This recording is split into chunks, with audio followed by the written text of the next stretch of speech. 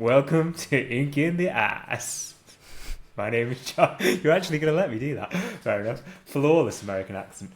Welcome to Ink in the Eyes. My name is Charlotte Salisbury, and with me is the darling Alexander McAlpine, who's hot in Virginia. Swelteringly hot in Virginia. She got herself the vapors.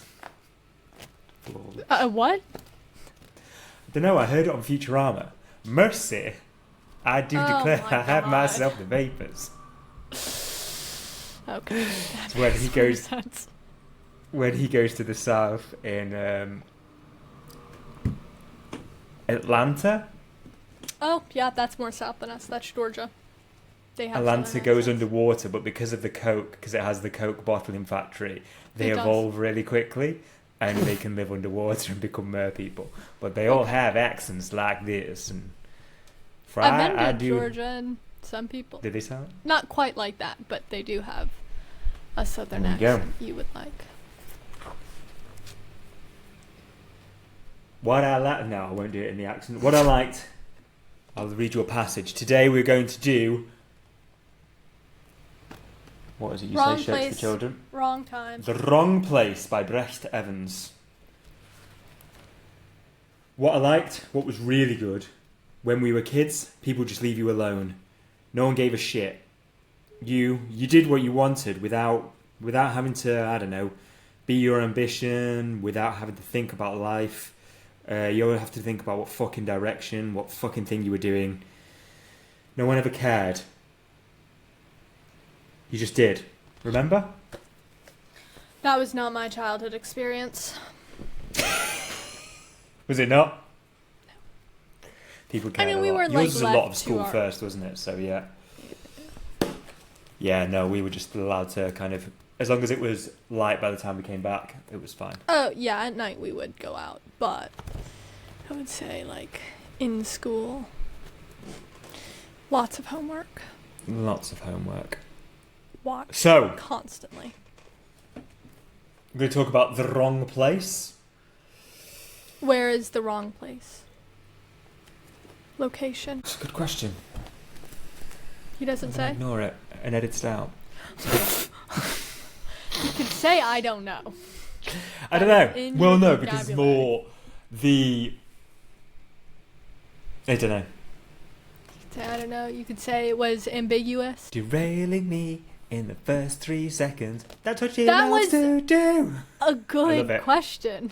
It was a good question. It was a great question. It's called the wrong place. Why would you not assume my first question would be what place? Because I said, can you please write down your questions? Please. Did you? Yeah, I but tell you that. I think them spontaneously. So, it's called The Wrong Place because it is about being socially awkward and in the kind of... I couldn't really guess that, but it's about both of them not fitting in, or fitting in, but one of the characters, especially Gary, who we're going to get onto, never really fits into where he is, if that makes sense. That was the quote that I led with. That was by Gary, who is going to be our first character grouping. He's a socially anxious, emotionally stuck kind of guy. He is visually represented as grey. A lot of his scenes are quite muted, so you will see, and this one, for example, a random example, if it will focus, which it won't, I'm going to put that there, because that focuses a bit better. You can see all the people at his party, but every time he talks, you can see that it's very washed out and very grey and very muted. Do the people find him boring, or is it just in his head? So his best mate is the guy to be. His best mate, called Robbie, is the one that everybody wants to be with or seen with or have sex with or all of the above together. So he's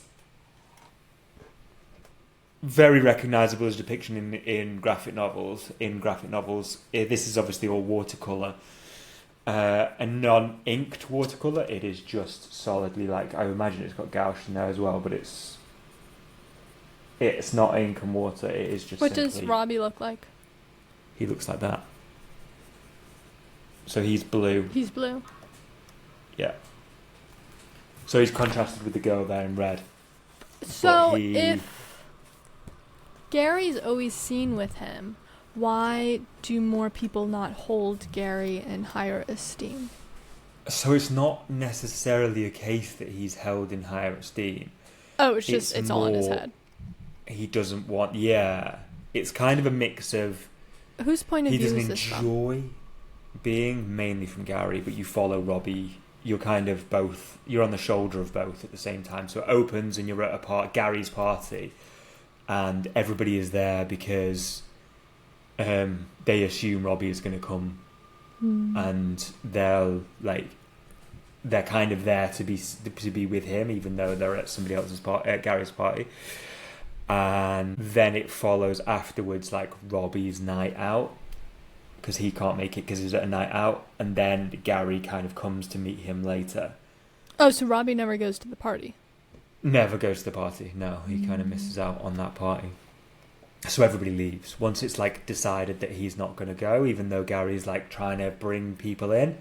He's no one's there for him, if that makes sense. This is terrible. So it has a lot of social anxiety and self-alienation, but also self-alienation. But we're going to step on that in a second.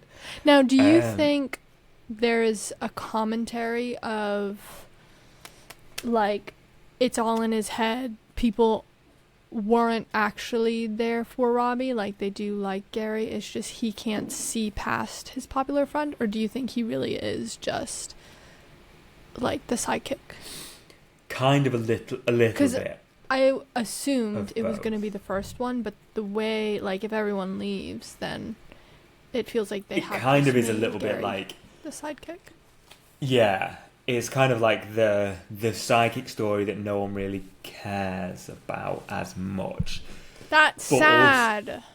But also, I think another sad one. I picked another sad one. Sorry.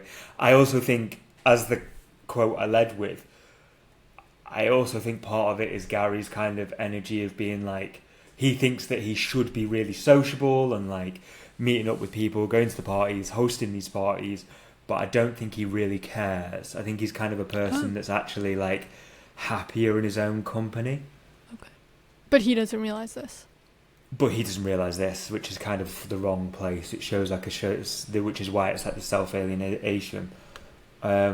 I'll get onto it now, actually, because it seems like the right point. But it finishes with them at the party and... The same party? No, not his house party. They're at, like, a club. And is it the same last night? Scene. It's the night after, I think, or the same night. But, yeah, it's the same night, I think. No, night after. Yeah, night after. So Gary goes to the club to meet Robbie. Robbie invites him, but Robbie's having the time of his life. Everybody's everywhere. Meets a woman, then comes back out. Gary's there.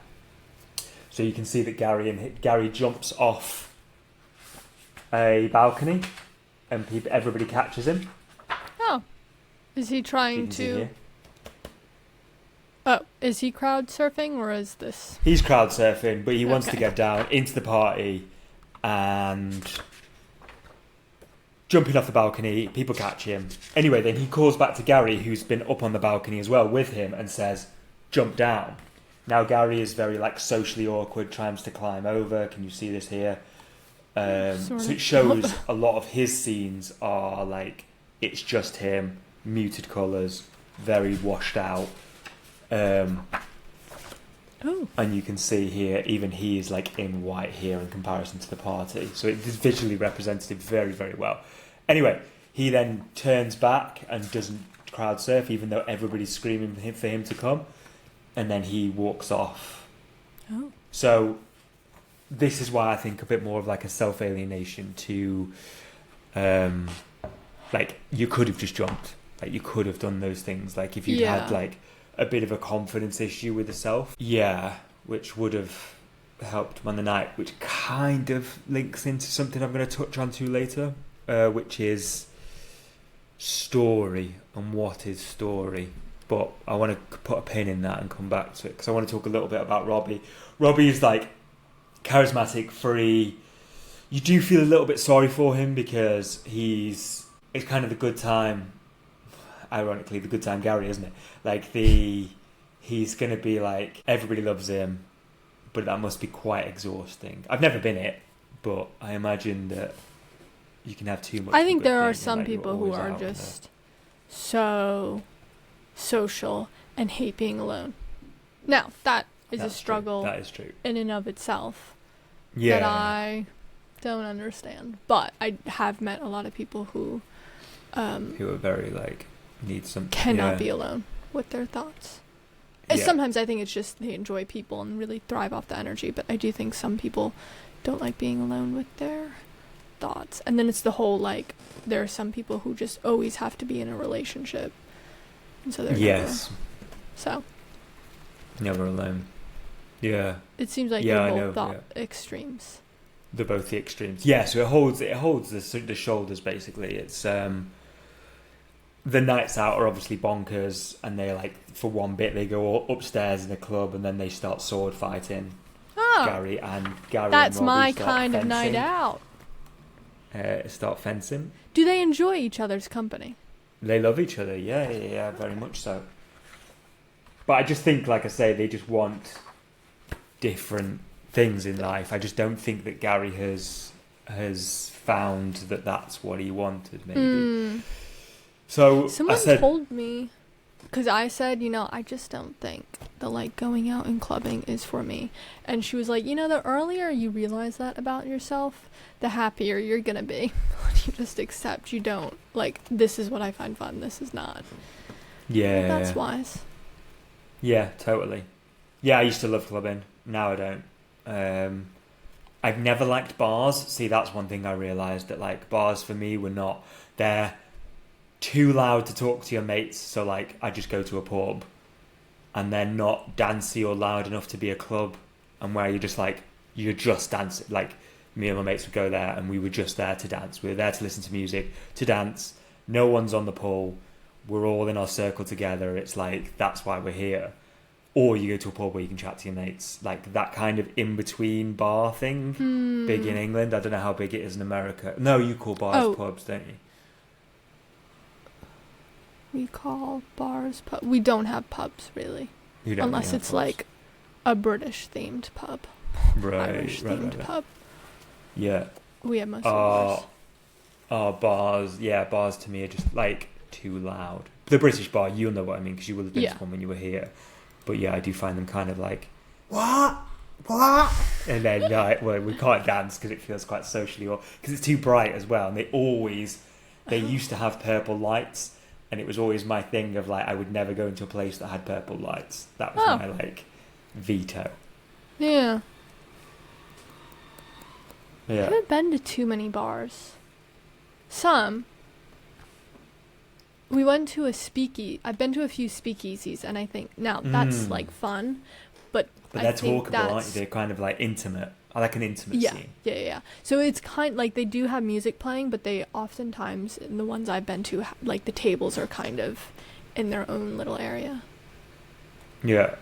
So it's a little more. Yeah. Yeah, those are quite nice. A bit more interesting. Yeah, something of interest. Now, I'm going to do, what's it called? The compliment sandwich. So the art on this is incredible, but I want to tell about my problem with this. And I'm wrong, because this has won awards and what have you. So take what I say with a pinch of salt. There's no story in this. There's no, like, the protagonist does not change. There's no real... I got to the end of it and I was hoping, like, Gary would realise and be like, do you know what? I don't actually like this scene. Like, these people are just here. My mates that I'm with now are just here for Robbie. I'm being used by them. I like Robbie, but I don't give a shit about, like, nights out. Job done. Or Robbie would get to a point and be like, people are only here because, like, they want to be with me, or, like, do they really, is there a point in my friendship? Do you know what I mean? Like, it's very surface level. With Robbie, everything's very surface level. With Gary, nothing's deep enough. But neither of these two characters realise this. And so, kind of thought a little discussion we could have more would be, what would you say is a story? Because I've heard things like other podcasts like Script Notes, they'll be like, it's the change in the protagonist. Other people say it's 3 acts, then it's 5 acts. Obviously, you've got the save the cat method of like, what is structure? That's more structure, I suppose. But Freytag's triangle or Freytag's So you have a genre that we've discussed before, and I think it's starting to become a little bit more popular, the slice of life, where it's literally just someone's day. And I think some people like that coziness. Yeah. With that being said, I mean, this kind of sounds like this, but this also this sounds... fits very much into slice of life. Yeah, definitely. No, that's too much. Sorry. It's very bright here. What am I saying? Oh, this sounds like commentary on like the human psyche, which... So for Script Notes, they're writing for film and television, which, yes, you have indie films that offer commentary or stuff, but those guys are not working in that genre. And I think graphic novels lends itself way more to people working through their human experiences. I don't want to say trauma, but like there's a lot of graphic novels. No, we've done a lot of their like trauma. That I think specifically this medium, it attracts artists, writers who are looking for that kind of internal soul searching. And I don't know if the author was doing that with this. I would assume if he was, he's felt like the second-rate friend. I've, at times in my life, kind of felt like, oh, they're just here to see my friend. But never as accentuated as this point. And so I wonder if it is something that a lot of people, probably a lot of introverts have, I don't know, felt like at some point in their life, and it was more just a character study than a change. Because if he changed, it would be a very different... I don't think he could have changed completely. I think it was more for the audience to kind of... Being 50-50 introvert, extrovert, I don't think I'm solidly one or the other, like yourself. I got quite sad, because I have been Gary, like you said, like sure you've been Gary, where you're just like, you're in a club and you're like, oh fuck, like there's no one here, I'm just going to go home kind of thing. But I think what would have been nice... and thought, I'm just going to go home. Been in a club maybe twice. I would think, why would I go there? I would stop it before. Well, there you go, you're stopping it before you even get there. I think for a character, it just made me feel a little bit empty. And I think if Gary had got to the realisation of being like, he doesn't have to change and be like, oh my god, now I love clubbing. He has to change and realise what makes him happy is not what he's doing. Like, it's almost like the wants and needs of your protagonist, of being like, what he wants is X, what interesting, he needs is Y. I feel like you were looking for a ending that is satisfying / happy. I am looking for a satisfying ending. I like a satisfying ending. I like a sad thing that has a satisfying ending. And this was just sad. This last scene just made me really like, why Sometimes have you told there me the are story? sad endings. Do I avoid There them? are sad endings, yes. but... Because some people never come to that realization. Well, if you're listening to this podcast, come to that realization, because you don't want to be this guy. Come to the realization of like, just do what makes you happy, because otherwise this happens. So I read one of his other books. Yes. Like 3-4 years ago. The City of Belgium. And I only remembered it because as soon as I pulled up this book, was looking at the art, and I was like, oh my god, I've seen this before. And I don't know if I read all of it, because I basically read it on the train back to the library, because I didn't read it in time and had to return it. You'd have to return it, yeah. But I do remember being left with the kind of feeling of nothing much is happening in this. It was like a guy just kind of on a night out, but he was at this restaurant and just talking to different people, and there was a kind of melancholiness to it. Yeah. But that I makes picked it up sense because the art style was so interesting and so good. Yeah. So the positive view of looking at this is like you say, it's slice of life, it's melancholy, it doesn't really go anywhere, but like it's almost literary of being like... Why isn't it? Because I don't know, because there isn't... It depends what you call literary. Oh, what would you call literary? Because literary is a lot more of like pretty sentences combined with meandering thoughts, I would say. So just because this is a picture book, it can't be literary? By your definition? Can it be? Well, do we need another word for visual literary, like high art kind of thing? Or do we just use literary? Discuss. We or society? You and I, society. We can form society in our own image. Would you call it literary then? Would you, if you read a graphic novel, you would call it literary? You would use it as the same as... I think calling it literary would quicker bring to mind the genre I'm trying to portray to another human being. And isn't that the point of language? Agree. Yeah. I've always just seen literary as kind of... Think of like a painting. Yeah. I've always seen literary as the message combined with the beauty of the sentences. Whereas this is visually a story thing unbelievably beautiful, and the meandering. So I suppose, yeah, if you change the sentence to the art structure, it kind of is, I suppose, yeah. Yeah, I'd give you that. Well, it's literary then. It's literary. Did you have another word you wanted to call it? No, I was asking. I was more seeing if, like, I'm sure there is. Call me out, trip me up.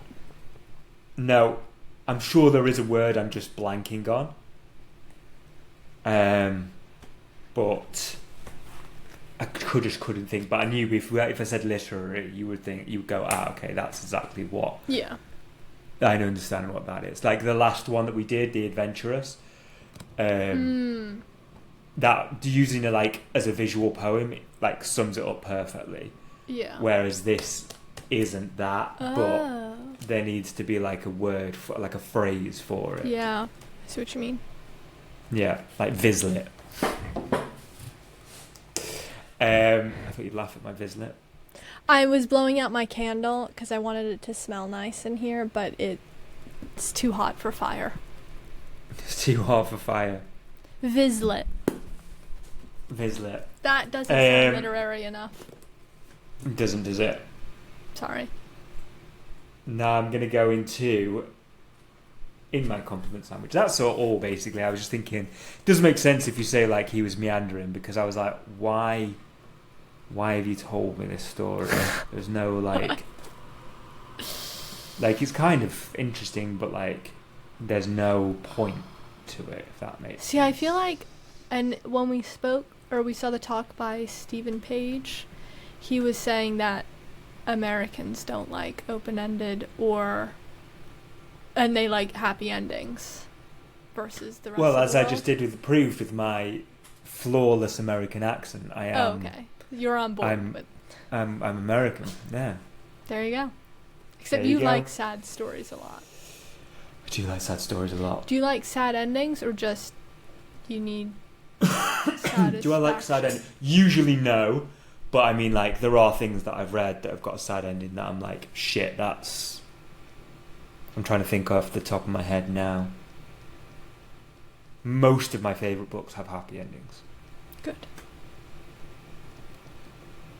Even ones that are like desperately sad have like...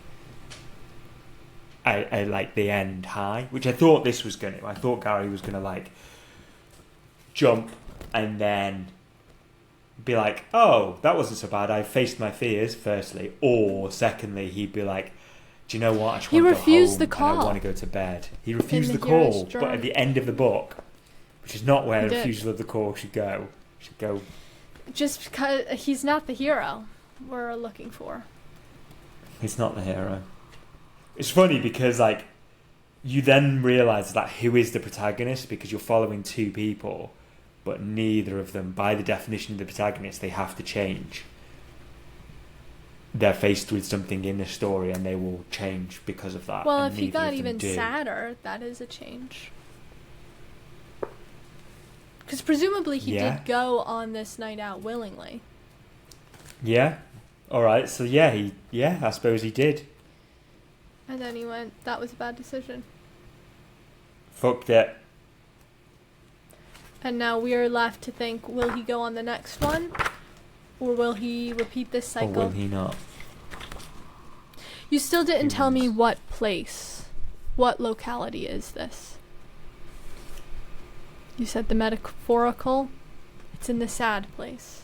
But where are they in the world? I don't actually know where they are. I think they may be like...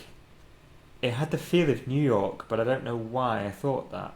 He doesn't write in English, though. No. He writes in Flemish. I think Flemish. Or Dutch. He's Flemish, though. He's from Ghent. Where? Belgium. The Flemish side of Belgium, they speak Dutch. But if you would say they spoke Dutch to a Belgian, they would say, we don't speak Dutch, we speak Flemish. But if you were to hear the two languages, you would hear a big similarity between the two. That's kind of more of a fading into each other as opposed to distinct languages, if that makes sense. But if you were a national Belgian, you would say that you spoke Flemish. I think it might be like Swiss German, where they're very they're closer written than they are spoken. Oh, interesting. But it reads, I won't embarrass myself with trying to read the title out in Flemish, but it reads like it's Dutch. Jegenswaan, nee, no. I thought that sounded right.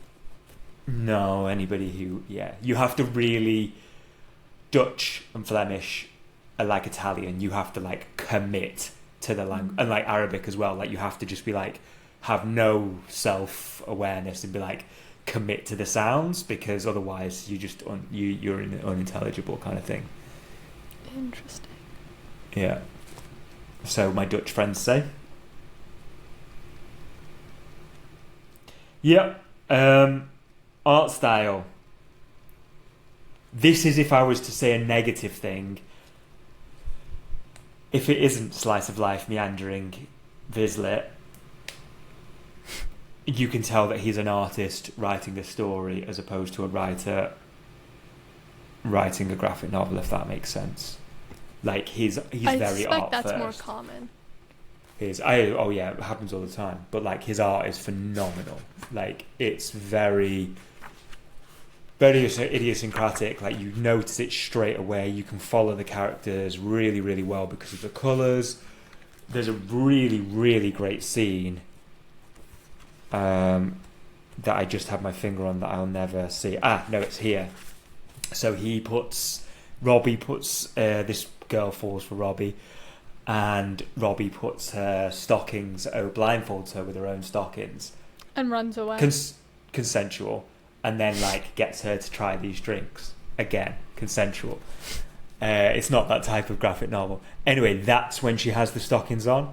Oh. And I just think that is such an amazing visual representation of like being blindfolded with stockings whilst all of the conversation that they're having remains in the colours. So Robbie is blue and she's red, because if you remember, she was wearing red and he was wearing blue. So it's very, very easy to read. It's like phenomenally easy to read and like a very clever visual piece of work.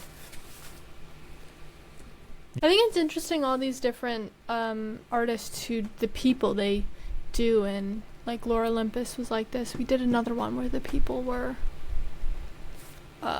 more like dual-chromatic, red and blue, which I think June does that as well. The June graphic novel, that does like, I can't remember which way the colours are, but for the start, because obviously like they're flipping between, One's red, one's yellow, one's blue. I can't remember the exact. I wonder how he learned this art style. Thoughts? So he went to schooling? his schooling. He went to graduated from St. Lucas's Fine Arts in Ghent with a specialisation in illustration. At the age of 18, he's been doing comics. Made this in 2009. It was quite old. 2011, 2014 he's done quite a lot. He did the Louis Vuitton travel book. Oh. And what is that? Louis Vuitton is a brand. They're a fashion I know brand. Louis Vuitton. What is their travel book? A book containing 100 paintings of Paris and personal impressions of an 18-month stay. That sounds great, but why is Louis Vuitton advertising? They always do shit like that. They did like do they? Well, is there clothing in it? Like, what is? No. They're Louis Vuitton don't really like. They don't have to advertise like their bags. Their advertising is more like,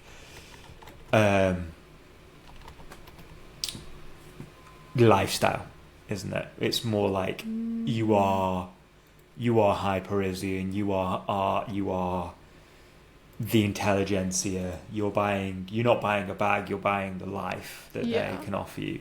So a lot of their advertising kind of leans into that. One of my friends did a shoot for, was that Louis Vuitton? And basically it was all like rural. It was really, really beautifully shot. It was some part of the LVMH group and it was gorgeous, but it was all like rural France kind of thing. It was nothing to do with the product at all. That sounds really fun to work on. Yeah, I think they are. I think they do work as well. That kind of advertising does work really well. Yeah. Oh, yeah. I think especially when you're at that. I mean, because like everyone knows it. Exactly. And you're selling and everybody to can rich do. People. Yeah, everybody can do the studio lit, woman holding bag, man holding bag, blah blah blah. Here.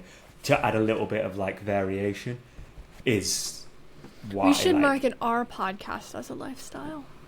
We should. Should we do lifestyle stuff as opposed to just graphic novels? No. Diesel train. Heard that. Did you? That's one of the massive ones with all the shipping containers on. That's fine. We should say people who like to just discuss art on hot days. On hot days with fans. If you've not got an iced tea, you should have an iced tea. We do actually have iced tea downstairs. On a veranda. We don't have a veranda. Unfortunately, that's the like one issue my mom, because a lot of the houses in our neighborhood have really nice big front porches, but we just have a stoop. And that's like the one thing my mom was really sad about with this house. I thought that was the law in Virginia. You had to... I wish we had a porch. Oh, I love a porch. So I pulled up the Louis Vuitton travel books, giving them free advertising. They're not paying us. Not Guess paying how us for much that. They can do, though. Their travel book Berlin large format book costs. I think the collectors. $175. Dollars or pounds? To dollars. $245. Shit, so I should have kept it at pounds. In my head I was like pounds, but when you said dollars it threw me, so. It looks like the normal ones are $68, but the collector's editions are $245. Where did they get those numbers? It's high fashion, darling. You can charge whatever you want. 68 to 245. Yeah. If it's a collector's edition, obviously you'd be paid. Yeah. But that's like the money that gets thrown around. Like when I used to do shows for and shoots for. No. I expected it to be really expensive. That's why I looked it up. They just throw money everywhere. But like, it's not like it's double or triple. It's just this, or like a rounded number. It's just completely arbitrary. In my head. I actually don't know. I want to make one of their travel books. You should make a little travel book. I should. I can't afford one, so I can't see what they do in So you it. can make one. Oh, go to are they done by Taschen? Taschen usually does stuff like that, don't they? Did I do Taschen here? Wonder if my library has one. Probably not. Probably not. All right. What is this art style called? That Mr. I've forgotten his name.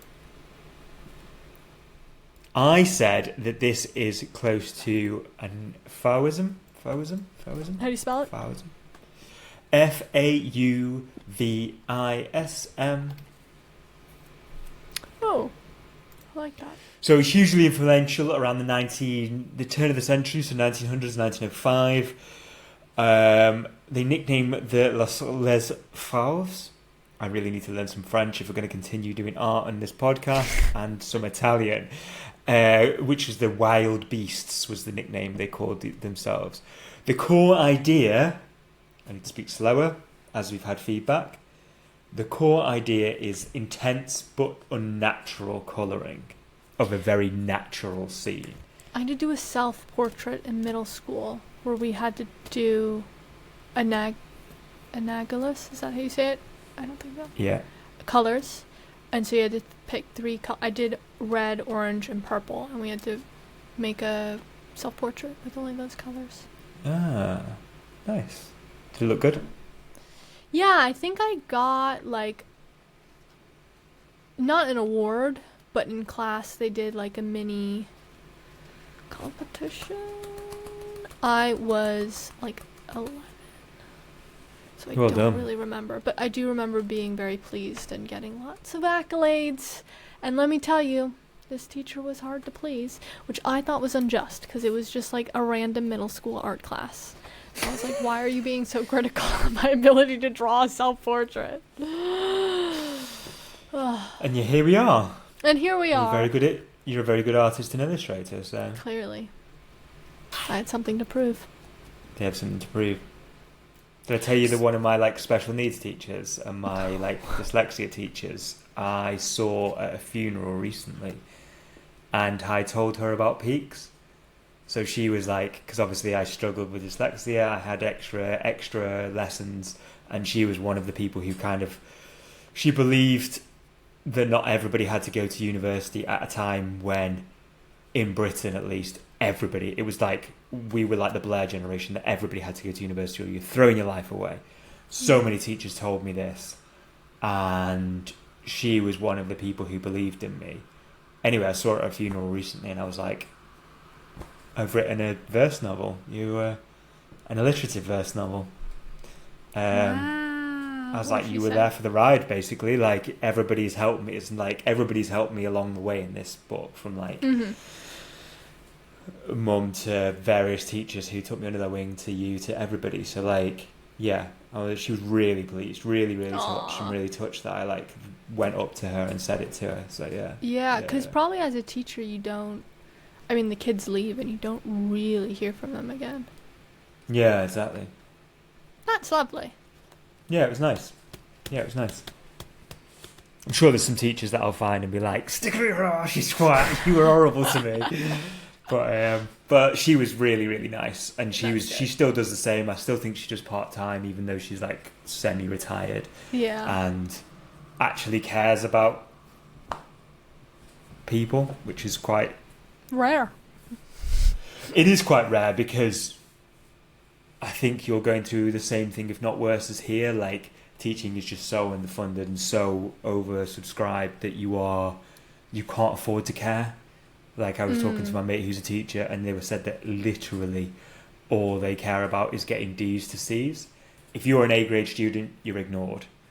If you're an E or an F grade student, you're ignored, because all you have to do is get A, B, C, how many higher grade passes your school has, which is ABC for us. So they just want everybody to get them. So if you've got an A and you're A-star student, job done. Do what you can. You'll be the occasional teacher that'll take you under their wing. For the most part, though, they're like, no, I can't. I have to concentrate on getting D to C. So you do get E as a grade? Yeah. You get F as well. I got an F. We have F. We don't have E. Oh, I think one of my mates got a G. A, B, C, D, F. G? I'm sure he got a G in his business studies.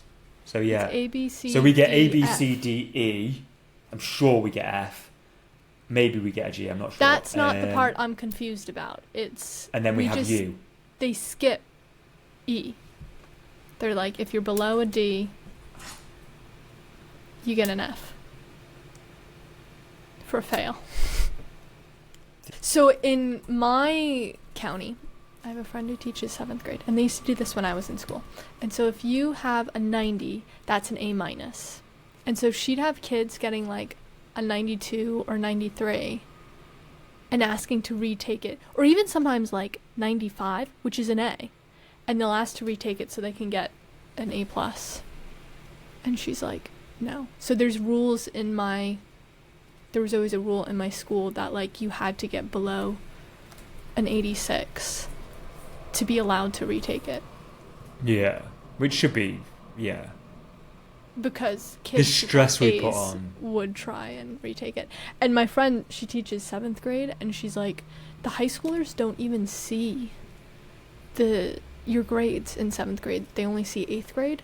And so even if you're trying to get into one of the like elite high schools, you know, I don't want to say my class doesn't matter, because like it does, but also your grades don't matter to getting into high school.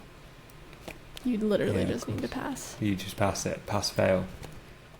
So, yeah, they go A. So in A level, it used to be A to U. And so you could get an M? Star. No. A. Then we miss out letters. I think it's F, G, and then U. U is unclassified. U is like, I'm not even looking at this. This is not a score. Okay, you should have led with that. So I drew a picture in one of the back. I drew a picture in one of the back of my exams to spoil it because I hated my teacher and I was a rebellious teen, and I still didn't get a U. I still got an F. That was in business studies. Why? You took business studies and... Because we had a business studies teacher who was, he was fucking That's stupid. Very useful. It sounds like you didn't get any use. She was impressively stupid. To the point where that's one of my friends got a G in that one as well. Like we all spoiled our exam papers basically, like a cohort of us did, because she either liked you or didn't. And even though we used to swap papers to see, and so like she like loved some of the girls who were like all dressed up, makeup, like in the new stuff, perfumey kind of girls, and I was friends with a couple of them, and we used to swap papers, and I'd get like. We'd get like different marks depending on what it was. Like, yeah. She was unhinged and just so stupid. Anyway, she got let go, which is quite difficult to get let go as a teacher unless you're a paedophile basically. It's the only way you're getting out. Yeah. Yikes. Yeah. That's crazy. So I still got an F even though I spoiled my exam paper. So was she grading it? No, I just wanted the school to realise that like we all bound together and realised that we wanted the school to be like, she needs to go kind of thing, and that was our only way of doing it. It was like we didn't need it to get into A levels, so we were just like, we'll sack that one off, and then yeah, that was that. Well, yeah, you took one for the team. Took one for the team. That wasn't the reason why she went out, though. She went out many years later, but, you know, we tried. With my long hair, skating. Oh. Why did she eventually get fired?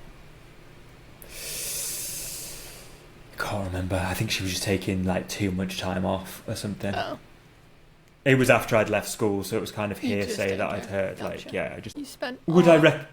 Oh, go ahead. Go on, what were you going to say? You spend a lot of time talking about the art style. Sorry, we got... That wasn't accusatory. Away. We were led away. It's not. I think it's interesting because the coloring reminds me slightly of Portugal. But then I also wonder if it's, you know, the printing technique where they just layer different inks? It also reminds me a little bit of that. It's far more complicated, but at least in the one I read, the people would kind of overlap because there was a little bit of transparency to them. And so that kind of... Definitely. There's no way it's done just on one as one watercolour, even though it would be watercolour. Because so apparently he did do it all in one scene often. Yeah, it's interesting. Well, no, actually, that is interesting. Yeah. That he has such defined lines. Some of it won't be. Like this can't be. Because otherwise you just end up with like purpley messy stuff. Yeah. But... Well, he's more some of talented them than I. Oh, very much so. Yeah, as an artist he's extremely talented. Especially with watercolours. I don't like watercolour. Controversial, but I don't.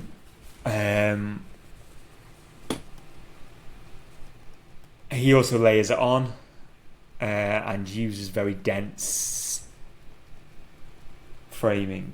The Flowers, which I keep saying but not saying, is turn of the century to 1906 to 1911. Matisse's early work is a visual reference of that. Energetic brushstrokes. Is it The Lady in the Hat that's the most famous one of those? I don't know that. Do you know what? When I'm editing, I should start putting down pictures of yeah, I did that on it is that we're discussing.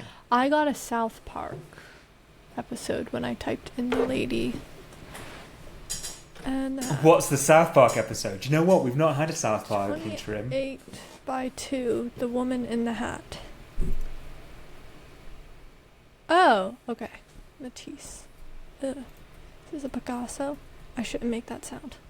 No, Picasso came later. Picasso's part of this. No, I'm looking at something else. Woman in Hat and Fur inspired Collar. the whole. By Matisse. Walter. Henry Matisse. Oil on Canvas. Yes, that one I saw. That one's nice. 1905. That's very much what this is reminding me of, this style. What were you saying? The woman in the collar? Oh, another painting came up. It's called Woman in Hat and Fur Collar by Maria Teresa Walter. It's in Barcelona. Do you think we've seen it? I haven't been to any museums inside Barcelona. Have you not? Not in Barcelona. No, that's Picasso. So he's... it's a portrait Picasso did of Maria. Of Maria. I think there's a woman in here called Maria. In fact, I'm pretty certain there is. She calls herself Lulu. That's interesting. When she's got cat ears on, she calls herself Lulu. So it's all about is she a furry? Masking yourself and like changing to be somebody else. I think she's that kind of depiction. She's depicting that as well. Is she a furry? No. This is probably before furries. Or not before furries, but before we knew about furries, if that makes sense. So it's about... when they were just happy doing their own thing at their own conventions, as opposed to everybody talking about them and kink shaming them. I just asked a question. I didn't say you. I said that there's a lot of talk about furries at the moment. I'm not saying you. So would she just wear cat ears when she went out? So yeah, she's going out. Ariana Grande used to wear a lot of cat ears. There you go then. Yeah, she just wears it on the night out. She gets her hair done, she's nervous to go out. And then she wears cat ears, and then she's not. So there is a lot of the kind of social commentary on. That's really interesting because I think there's a lot of people that would be like, that's a strange thing to wear, and that would make them more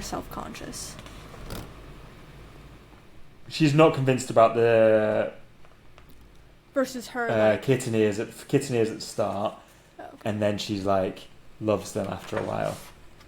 It's all about like showmanship, isn't it? Pretending to be somebody else but it be somebody else for a night. Like we all have that kind of complex of wanting to. Well hidden. On that note, I've caught you yawn. On that note, I will leave you to sit in an ice bath. Sit in an ice bath with an iced tea. With an iced tea. On the veranda. Would I read The Wrong Place? Yeah, I'd recommend it. It's very beautiful. Would you? I just wouldn't recommend the story. So I'd like to read other ones just of his look work. at the pictures and not read the words. I just don't want to say anything mean, but it's a good slice of life. It's a very good slice of life. If you're looking for a traditionalist story, it isn't that. What season is it best read in? Probably autumn. Because this is why I think it might be America as well, because they're always like on a tube or on a train to a thing. That's absolutely not America then. We don't take trains anywhere. I know New York. New York. Oh, the subway, yeah. Yeah. But you have trains in London. I think yeah, but we every walk places, major and also city. you wouldn't. I don't know. It just feels very autumn. It feels very autumnal. All right. Like they're all inside all the time, and when they're outside, they're. Yeah, I don't know why. It just felt very autumn. I'll allow it. Goodbye. Thank you to Charles for reading this book. Thank you to the audience for listening. Less of a fuck. Remember to like the video, comment your favorite knock knock joke, and we'll see you next week. See you next week.